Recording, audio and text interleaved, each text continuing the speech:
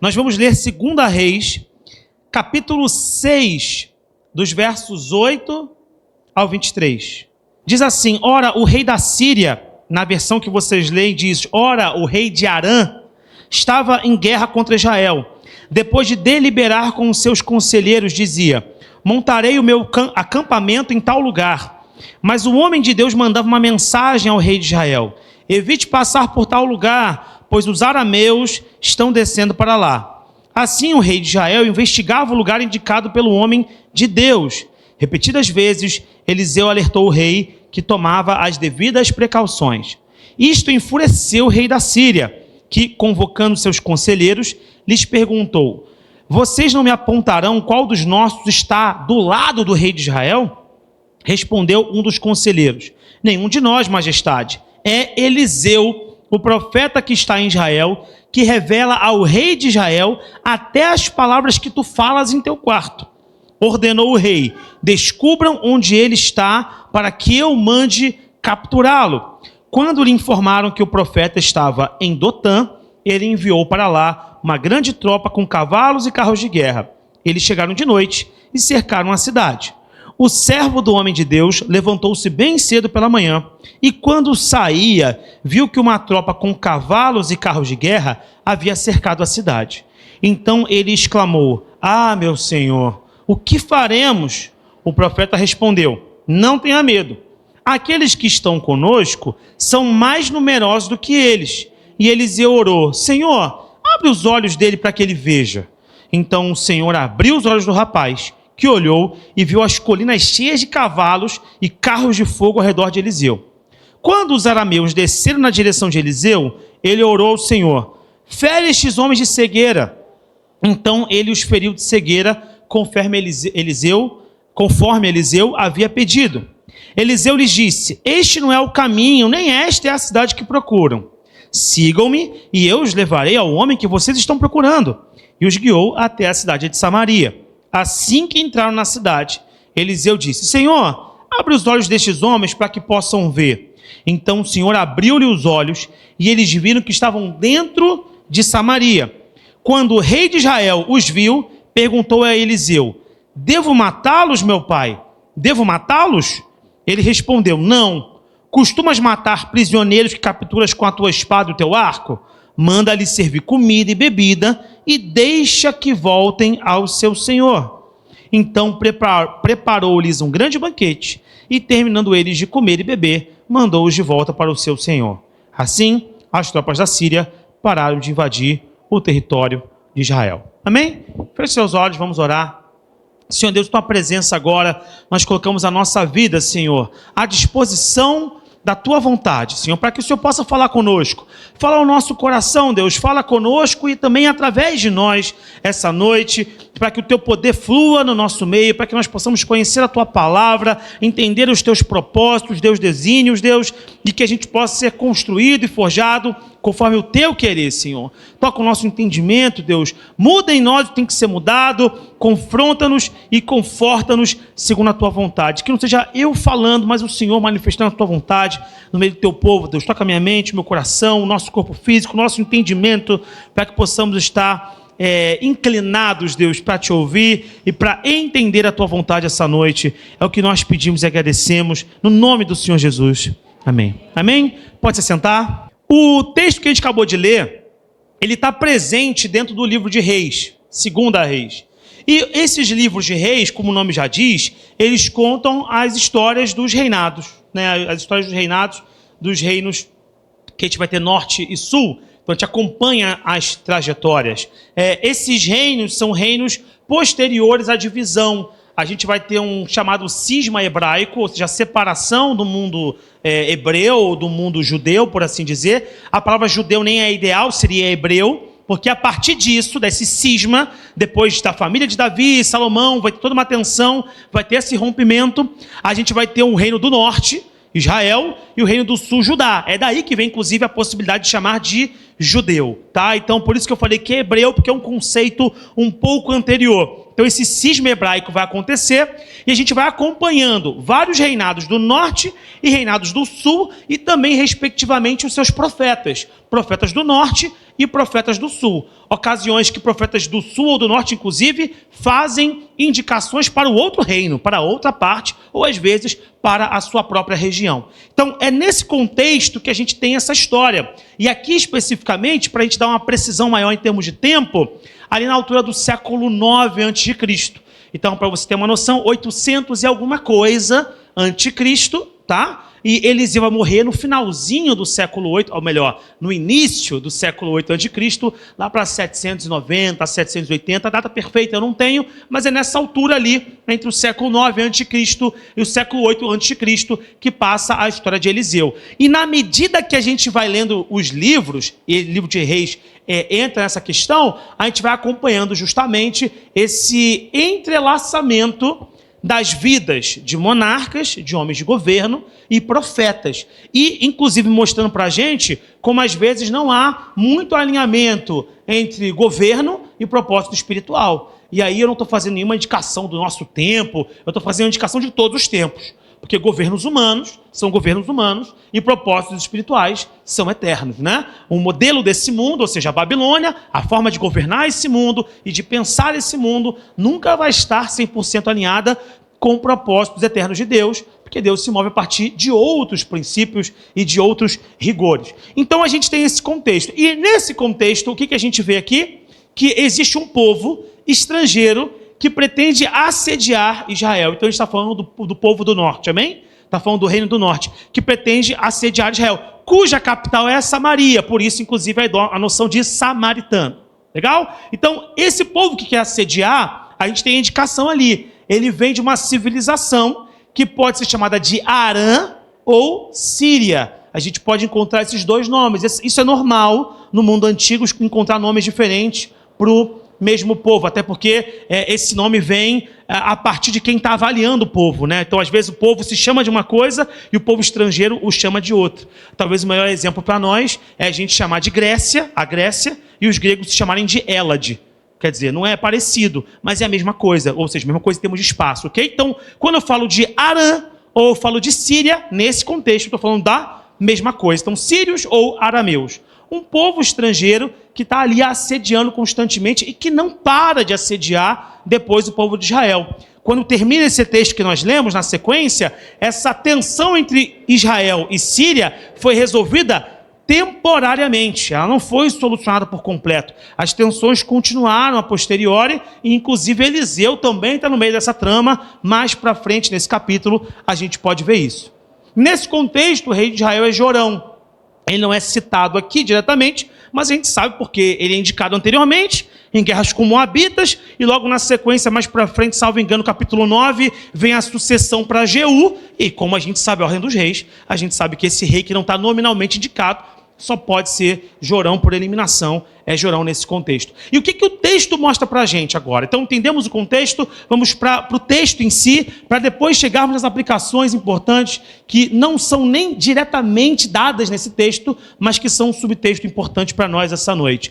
Basicamente, o que o texto mostra para a gente é que nesse propósito de dominar os israelitas, Deus vai dando a Eliseu as indicativos.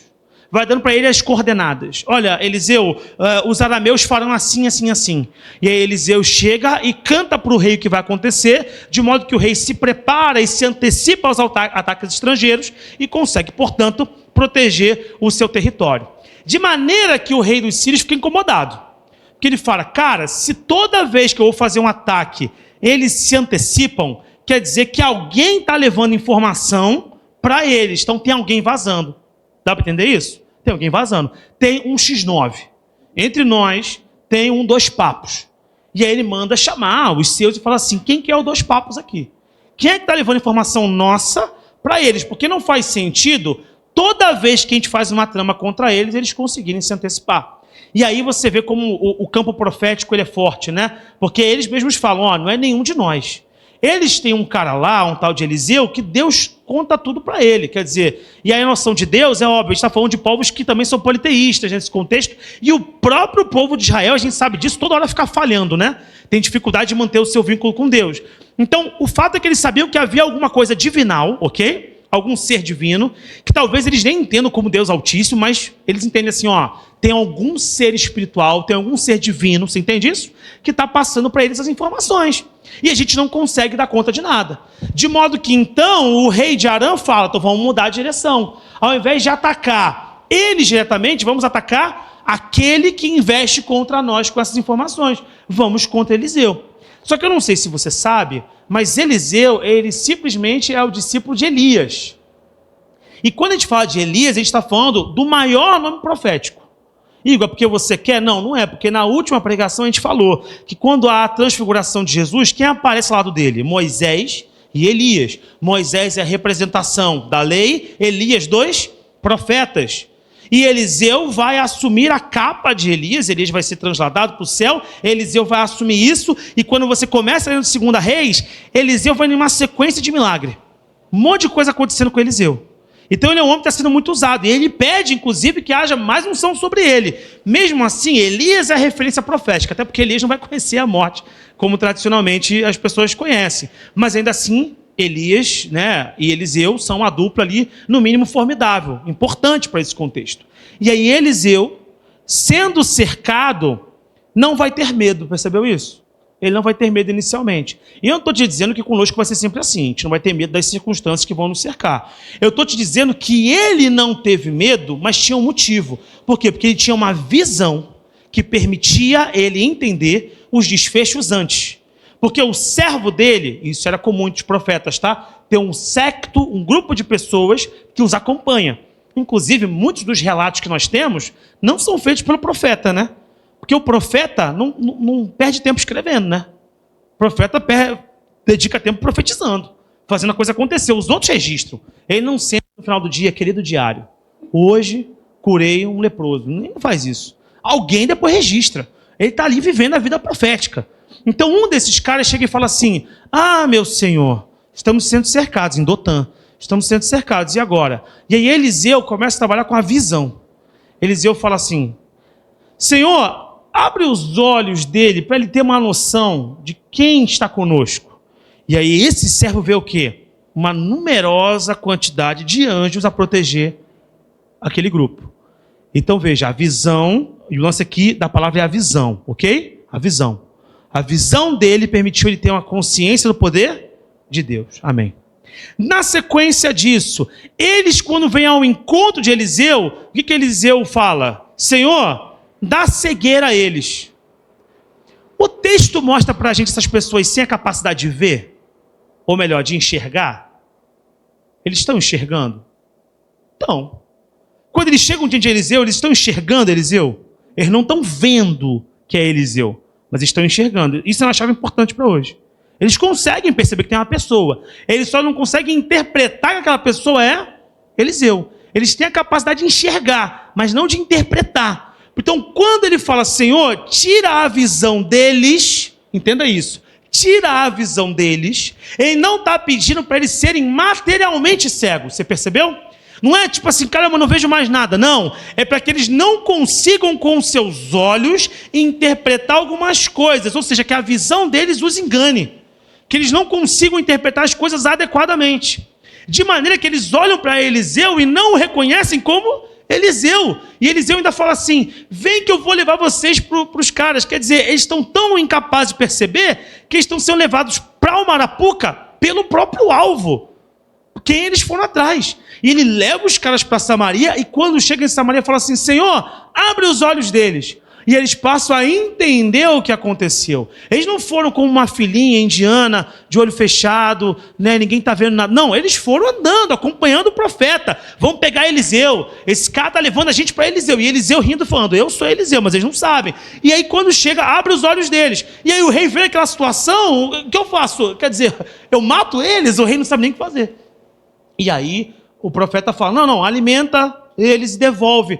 porque talvez Deus tivesse um propósito de levá-los de volta para que eles dessem essa notícia. Olha, o Deus deles usa um homem de modo poderoso, de maneira que a gente foi enganado. Ou até para ter um pouco de vergonha, porque quando você é passado para trás, você não conta para todo mundo o que aconteceu, né? Você segura, você conta as vitórias, as derrotas é só sua, não é verdade?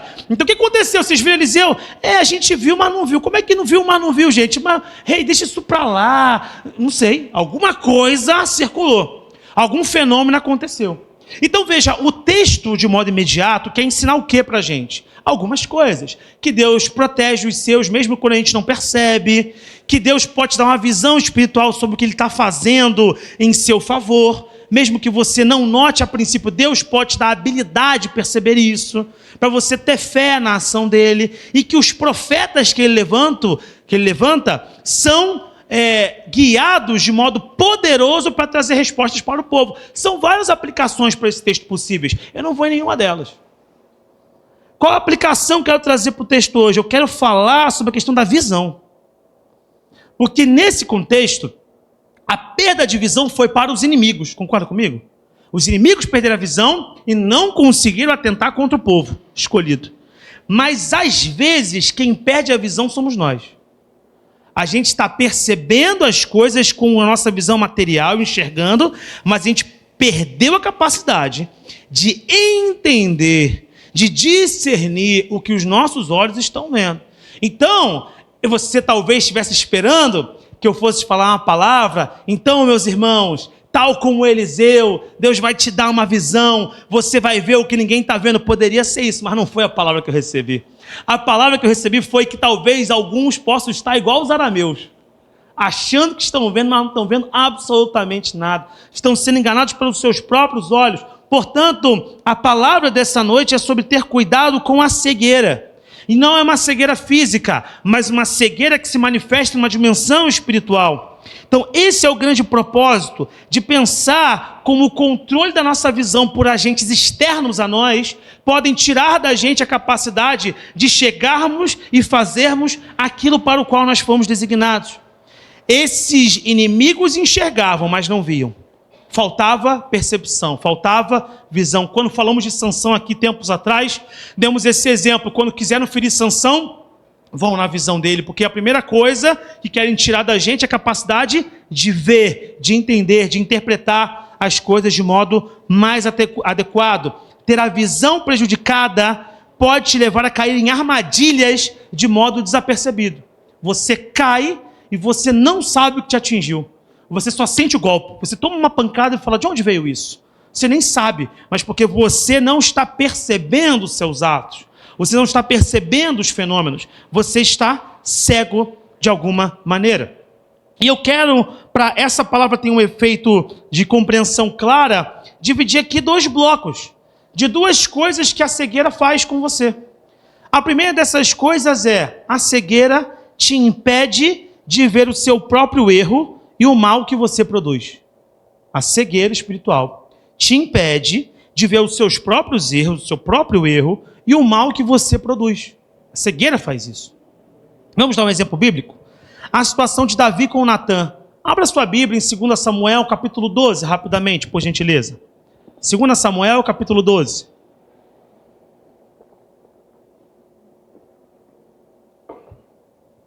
Eu vou dar um contexto enquanto a gente for lendo, amém? 2 Samuel conta eventos para você não se perder. Nós estamos hoje com o centro da palavra em Eliseu, profeta, amém? Num contexto Reino do Norte, século 9 antes de Cristo, beleza? 1 ou 2 séculos antes, um tempo antes, eu falei que tinha um reino unificado, concorda comigo? Antes de haver a separação, um dos reis desse reino unificado era Davi. Legal? Então, os eventos que nós estamos lendo agora são anteriores aos eventos sobre os quais nós falamos. Eles não estão acontecendo no mesmo tempo histórico, tudo bem? Eu estou voltando mais para trás na trajetória bíblica do povo de Israel para pegar um exemplo para esse contexto que a gente está avaliando, tá bom? Então, estou voltando no tempo. Então, 2 Samuel, capítulo 12, verso 1 diz assim: o Senhor enviou a Davi o profeta Natã, mais uma vez o profeta. E a gente gosta de receber profecia. Quem não gosta está mentindo. Você gosta de receber profecia. É legal, não é legal? Seja sincero, é legal. Alguém virar e falar um negócio que vai no teu coração, que você fala, caramba, eu estava falando com Deus sobre isso, que bacana, Deus está me vendo, você chora, fica emocionado, fala, não, agora minha vida se acerta. Todo mundo gosta de ouvir profecia. Então, quando você começa, se o Senhor enviou a Davi o profeta Natan, a gente que gosta de profecia fala, caramba, que legal, o Davi vai receber um negócio bem bacana, um presentão de Deus. Ao chegar, ele disse a Davi, 2 homens viviam numa cidade. Bacana que o profeta, ele não chega falando direto o problema. Ele chega contando uma historinha, que parece inofensiva. 2 homens viviam numa cidade. Um era rico e o outro o quê? Pobre. O rico, naturalmente, possuía muitas ovelhas e bois, mas o pobre nada tinha, senão uma cordeirinha que havia comprado. Ele a criou e ela cresceu com ele e com seus filhos. Ela comia junto dele, bebia do seu copo e até dormia em seus braços. Era como uma filha para ele, quer dizer, a única cordeirinha que esse homem pobre tinha. Mas ele estava feliz. É meu, né? A gente é pobre, mas é limpinho. É meu, ninguém toca, minhas coisas. E está feliz. Certo dia, um viajante chegou à casa do rico. E este não quis pegar uma de suas próprias ovelhas ou de seus bois para preparar-lhe uma refeição. Era comum que quando algum viajante chegasse na sua casa, você servisse ele para algo de comer a ele. Eu sei que você pode falar assim, mas hoje também poderia ser assim. Não sei, meus irmãos, o contexto é muito diferente, né? Se eu bater na porta de um irmão hoje, rapidinho ali, provavelmente é o quê? Porque alguma coisa do meu dia me levou até ali. Mas naquele tempo, um viajante bater na sua casa, não é como se ele pudesse pegar um carro e voltar para casa rapidinho. Ele está em viagem. Então ele tem que ser recebido, ok? Senão ele não tem o que comer. Então, quando o cara bate na casa do rico, o que o rico tem que fazer? Aliás, qualquer pessoa precisaria fazer. Servir alimento, oferecer água, se tiver um estábulo, um quarto, oferecer asilo, abrigo, alguma coisa assim. E, obviamente, quando nós damos algo a alguém, nós damos daquilo que nós temos. Mas o rico não quis pegar uma de suas próprias ovelhas ou de seus bois para preparar-lhe uma refeição. Em vez disso, preparou para o visitante a cordeira que pertencia ao pobre. Quando você fala assim, caramba, todo mundo pensou, que safadeza. Não foi que você pensou? Que cafajeste, quer dizer, o cara tem boi pra caramba, ovelha pra caramba, e ele pega a ovelhinha do cara que tem só uma, que dorme abraçado com ela e sente o cheiro. Que isso? Então Davi encheu-se de ira, tal como nós, contra o homem, e disse a Natan, juro pelo nome do Senhor, que o homem que fez isso merece a morte. Deverá pagar 4 vezes o preço da cordeira, porquanto agiu sem misericórdia. Davi não tirou esse número do nada, tá? 4 vezes é a restituição no padrão mosaico. Então ele tira isso como falar assim, olha, a lei tem que pesar sobre quem? Sobre esse camarada aí. E aí eu acho muito bom que o verso 7 não tem nem rodeio. Você é esse homem, disse Davi a Natan. No meio da ira dele, tem que fazer isso. É você, Davi. Você é o rico que pegou a cordeirinha do cara que tinha uma e tu tinha várias. E continuou, assim diz o Senhor, o Deus de Israel, eu o ungi rei de Israel e o livrei das mãos de Saul. Dei-lhe a casa e as mulheres do seu senhor, dei-lhe a nação de Israel e Judá, ou seja, tudo o que você desejou, materialmente, simbolicamente, você teve acesso. Num tempo onde era possível o homem contrair vários casamentos com concubinas, olha, você teve tudo que você queria como rei. Quer dizer, não é nem o padrão de Deus. O padrão de Deus é um homem e uma mulher, mas isso foi acontecendo na história e Deus foi o quê? Administrando isso, mas o padrão perfeito nem é esse. O Senhor permitiu que Davi tivesse várias mulheres, permitiu que Davi tivesse muito poder. E se tudo isso, Davi, não fosse suficiente, eu lhe teria dado mais ainda. Eu te multiplicaria essas ovelhas, eu te multiplicaria esses bois. Mas por que você desprezou a palavra do Senhor fazendo o que ele reprova? Você matou Urias, o hitita, com a espada dos amonitas e ficou com a mulher dele.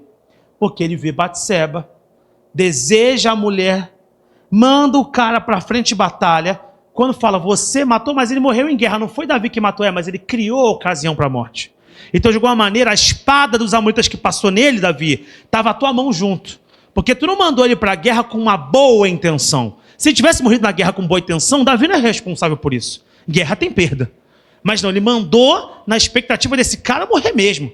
Porque ele já foi lá e constrangeu Batseba de modo que tomou-a como esposa. Você matou Urias, por isso a espada nunca se afastará de sua família, pois você me desprezou e tomou a mulher de Urias o Hitita para ser sua mulher. Assim diz o Senhor, de sua própria família trarei desgraça sobre você.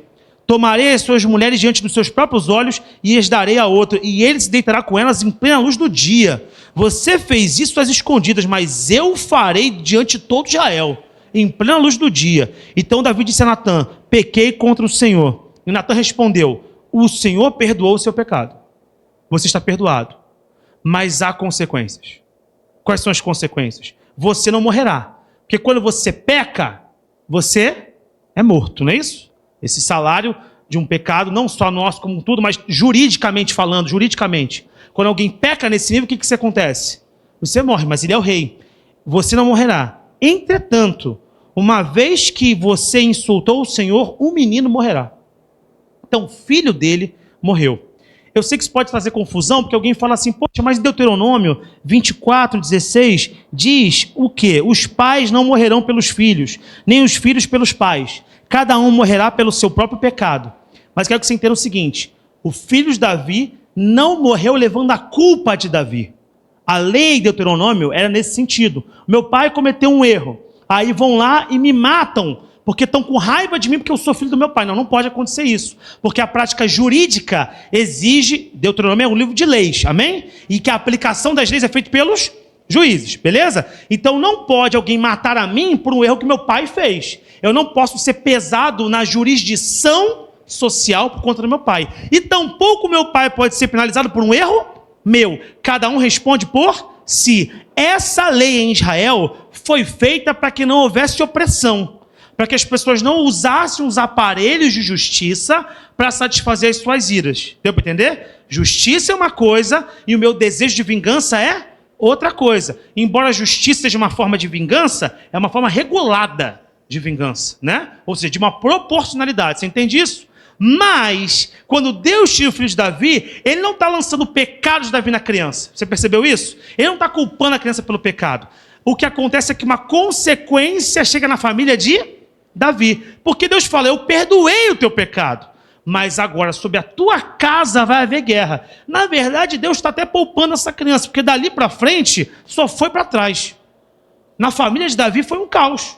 Então Deus recolhe essa criança. Davi pede a Deus misericórdia, Deus leva a criança mesmo assim, recolhe para si. Essa criança sofre as consequências, a família de Davi toda sofre as consequências, mas entenda, o juízo de Deus é uma disciplina nesse caso, e o filho de Davi não é culpado. Deu para entender isso? Ele não leva a culpa, mas a casa toda sofre a consequência.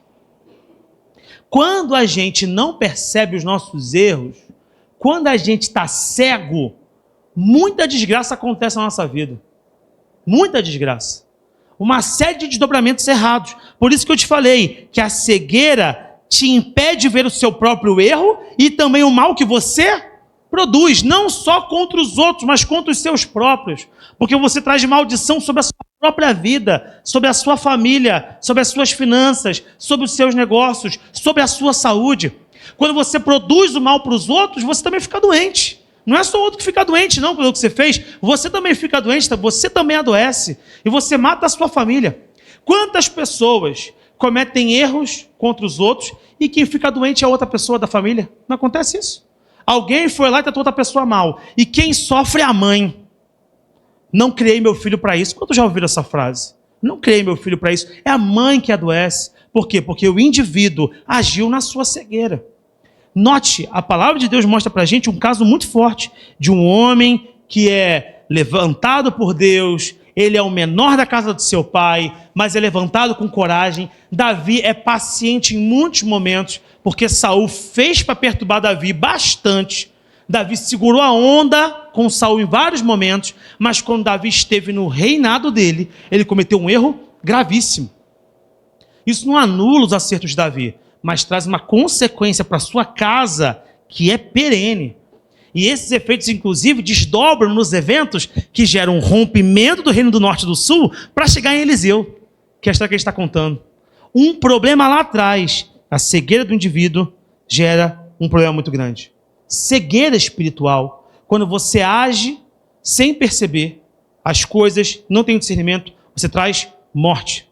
Repare que coisa interessante. Natan está contando uma história inteira para Davi. Em nenhum momento Davi percebeu que era sobre ele. Em nenhum momento. Porque se ele percebesse que era sobre ele, qual seria a resposta dele para Natan? Talvez ele ia falar assim, não, mas Natan, a cordeirinha do pobre era mais bonitinha. Ele talvez justificaria. Não, mas também as ovelhas lá não eram tão, mas a ovelha do outro era mais gordinha. Era mais fofa. E aí, não deu para segurar também. Eu entendo esse homem rico, sabe, Natan? Ele poderia jogar essa. Mas não, ele em nenhum momento conseguiu ver na frente dele. Natan está falando dele. E ele não consegue ver na frente dele. Pessoas cegas espiritualmente são corrigidas na frente delas. As pessoas falam, não faça isso, não faça aquilo. E a pessoa não sabe o que é com ela. Só se tiver uma palavra profética direta de falar assim, meu filho, é você, meu filho, abre o olho. Essa pregação não é para o teu irmão não, porque aquela coisa, começa a pregar, ih, Senhor, fulano tinha que ouvir isso, era tão importante que ele ouvisse, mas Deus está falando assim, não, meu filho, eu estou falando é com você, esquece o outro, do outro eu cuido, eu estou cuidando do seu coração. Não seja um cego, não acumule essa cegueira, porque isso vai trazer morte para a sua casa. Morte para a sua vida. Então a gente fecha esse primeiro tópico, reforçando, a cegueira espiritual te impede de ver o seu próprio erro e o mal que você produz. Amém? Segundo tópico e último da cegueira, a cegueira te faz criar e naturalizar laços destrutivos. O que diz em 1 Coríntios, verso 33, diz assim, não se deixe enganar. As más companhias, alguns falam as más conversações, né? Corrompem os bons costumes. E aí a sabedoria popular adora interpretar isso, né? O fulano que anda com porco, né? E o farelo come, não sei o que e tal. É o popular traduzindo. Mas é como quem diz assim, ó, tu se juntou com gente errada, irmão, vai dar ruim. Preste atenção com o que você está dando. Ah, mãe, mas é meu amigo. Sempre um negócio assim. Mas ele é tão legal. Meu filho, esse menino é legal não, meu filho. Não, mãe, ele é legal sim, mãe. Aí vai lá, se acostuma, daqui a pouco vai se aclimatando, está fazendo coisa errada. Só que o apóstolo Paulo aqui, e por isso que é importante entender o contexto, ele não está falando para não crente aqui. E ele não está falando de coisas mundanas. Sabe o que ele está falando? De doutrina. Se você ler 1 Coríntios, nesse trecho aqui específico, o apóstolo Paulo está discutindo sobre a doutrina da ressurreição dos mortos. Esse é o debate do texto. Ele está falando sobre a ressurreição dos mortos, como ela vai proceder.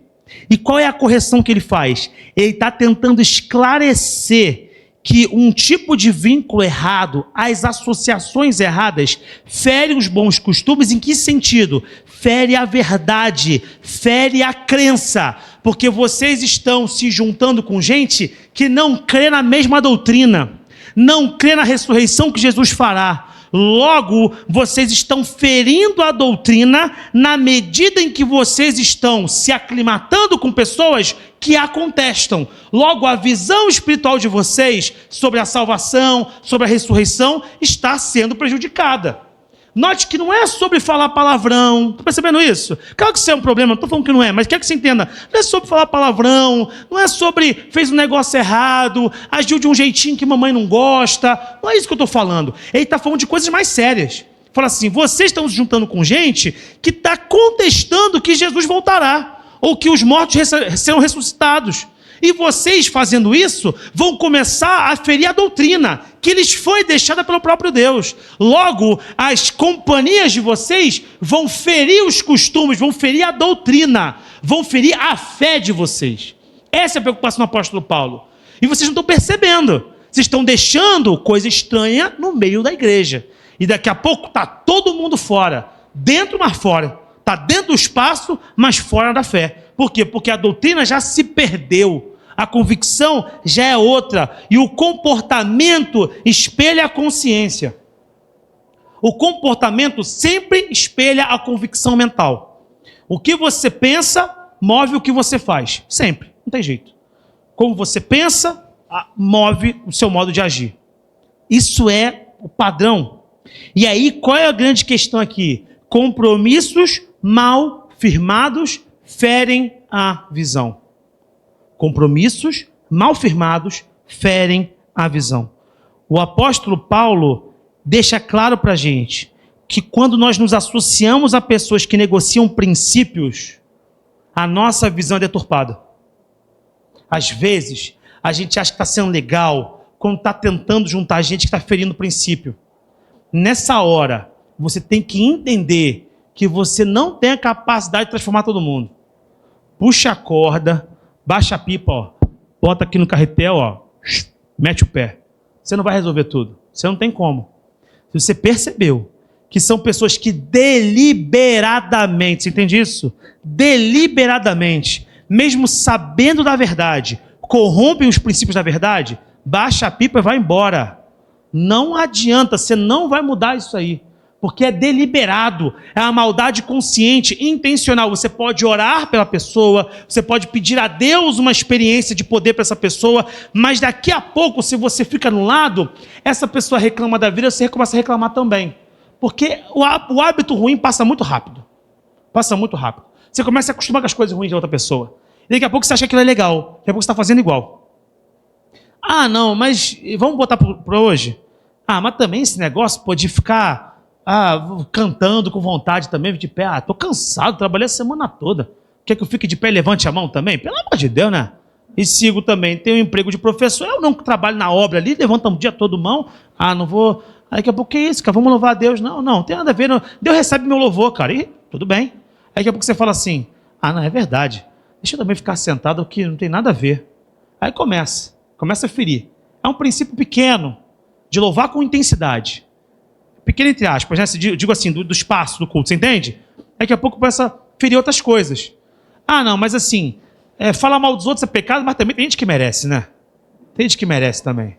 Aí daqui a pouco não, assim, não estou falando mal. É que assim, eu tô complementando informação negativa sobre. Não é fofoca, não é falando mal. É só uma interpretação sobre um aspecto vicioso de um indivíduo. Eu sofistico o pecado. Eu começo a me acostumar. Aí daqui a pouco isso já é o padrão, é o normal. Aí daqui a pouco o padrão é questionar qualquer coisa. Aí o padrão é não vir à igreja. Aí o padrão é fazer tudo que Deus não quer. Mas o que tem também? O que tem também eu ir pro carnaval e beber uma ou outra? Não tem nenhum problema para fazer isso também, porque Jesus também foi à festa. Pronto. Se abre a porteira, vai tudo. Começa devagar, sempre assim, eu sempre falo isso. Ninguém que cai assim, tá uma hora aqui, daqui a pouco amanhã já tá comendo terra. Não é assim. É devagar. Você vai acostumando devagar. Vai aclimatando. Aqui tá gostosinho também. Mas aqui também não tô tão longe, nem tão aqui. Também ninguém é de ferro também, né? Mas Deus cuida de mim. Eu posso viver o que eu quiser, que depois Deus me traz de volta. Acabou, foi. Cegueira. Isso é uma cegueira. Você vai se acostumando. Pessoas que fazem isso tendem a naturalizar o mal e o pecado. Valorizam maledicência, valorizam conflito, falta de senso de propósito e transformam a igreja em mais um espaço de expressão dos seus próprios vícios. A igreja não tem poder de transformar, tu sabia disso? Eu sei que pode parecer chocante para você, mas eu queria te falar isso. A Nova Jerusalém Tijuca tem zero poder de transformar. Zero! A gente não transforma ninguém, quem transforma é Jesus. A gente é um espaço que promove Jesus. Já falei isso aqui, nós não somos a única igreja do mundo, não somos os únicos que servem a Deus, nós temos uma visão e um senso de propósito em Cristo. É isso que nós temos. Jesus pode transformar, mas a igreja sozinho não faz nada. Jesus faz. Nós somos instrumentos de Jesus. Se Jesus não tiver, nada é feito. É nele que nós vivemos, nele que nós nos movemos, dele é o querer, dele é o realizar. Todas as coisas que foram feitas nele, por ele, para ele. É através dele que nós nos movemos. Mas nós não temos poder de fazer absolutamente nada. E aí a igreja passa a ser mais um espaço de expressão desse vício. E não adianta, você pode vir para a igreja brasileira e a igreja do mundo tem uma quantidade gigantesca de convencidos. Convencido não entra no céu. E eu vou dar esse parênteses, porque eu acho que alguns exemplos ajudam a gente a entender um pouco do buraco. Eventualmente em gabinete, a gente vai ali orar. Os irmãos sabem que eu também trabalho, né, como obreiro, amém? Trabalho no meu trabalho formal. O pastor sempre falava isso, né? O pastor Pedro, quando trabalhava no trabalho formal, ao mesmo tempo que na igreja, falava assim, não, aquilo ali é o biscate, né? Se bem que a palavra biscate hoje em dia, infelizmente, tem outro sentido, né? Mas é como se fosse como é que é o nome? Um outro? Um bico é bom, é meu bico, que biscate, infelizmente, a palavra ganhou outro significado, né? Mas é outros tempos, né, meus irmãos? A palavra muda o sentido com o tempo, normal, né? Os irmãos assim, ué, que isso, pastor, né? É meu bico, né? Então é meu bico ali, onde eu, né? Mas onde a gente se sente feliz é fazendo também a obra de Deus, né? Então a gente vai lá como obreiro, ajuda, amém. Às vezes chega a pessoa e fala lá, pastor, não para mim, para o pastor, eu estou ali para ajudar. Pastor, poxa, eu sirvo a Deus, eu amo a Jesus, eu faço isso, eu faço aquilo, eu venho à igreja há 2 anos, e parará pem-pem, e tarará, e aí o pastor já me olha, e hoje em dia, dependendo do olhar que ele me dá, eu já entendi o que vai acontecer, no olhar, porque está lá 3, 4 anos, você começa a entender no olhar, e bota a mão na cabeça e manifesta.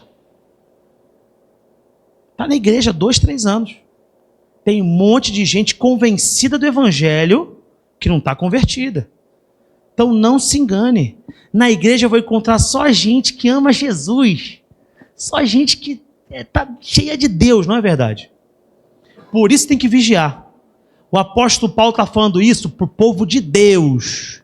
Olha, as más conversações, aí, as más companhias corrompem. As más companhias onde? Dentro dos espaços de culto de vocês, que já tem uns questionando as doutrinas de Deus. Questionando que Jesus irá voltar. Questionando a ressurreição dos mortos. Abre o olho, povo de Deus. Então, meus irmãos, criem vínculos com gente que ama Jesus. No seu trabalho, um monte de gente pode falar que é crente. Veja o fruto. O fruto fala da árvore. É o fruto que diz. Tem um monte de gente dizendo que tem e está cheia. E não é de Deus, não. Cheinha. E não foi uma vez que eu vi isso acontecer. Eu vi algumas vezes acontecer. Pessoas que estão há tempos na igreja, mas nunca se entregaram de verdade para Jesus. Nunca viveram uma transformação em Jesus. Vão a cultos, mas não fazem da sua vida um culto. Ir a culto, qualquer um pode ir. Mas não é isso que transforma ninguém, é se entregar. Então, em outras palavras, o que o apóstolo Paulo está falando para a gente é, não se engane. Se você se relacionar tão profundamente com quem negocia princípios, você também vai acabar negociando eles. Tome muito cuidado com isso. Perceba. Note. Quando você perceber algo que está fora, corta. Eu falei isso há um tempo atrás, e aí não vou falar a pessoa, mas a pessoa falou assim, essa palavra me pegou. Eu falei assim, não tenha medo de romper. E essa pessoa falou, amém.